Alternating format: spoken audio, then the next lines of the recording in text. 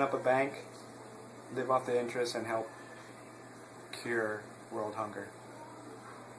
I would make flowers for people because I think everyone deserves a flower from a random stranger. Well, if the sky's the limit, I would 3D print a human organ.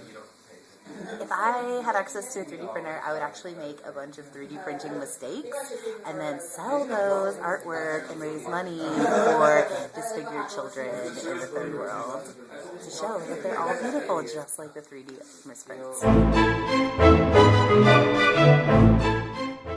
If I had a 3D printer, just because I want to get into graphic design, specifically typography, I would use it to make type sculptures. I think that'd be really cool. What would I do with a 3D printer? I'd make my tattoo designs more three-dimensional. Well, if I had a 3D printer, I would make super cheap windshield wipers so Lori could actually have a clean windshield. I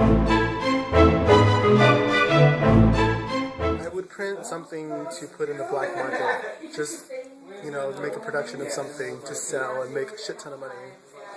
Maybe dildos. Some for myself. I would print out a penis. Honestly.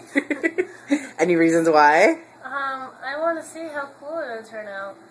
And if it, got every detail.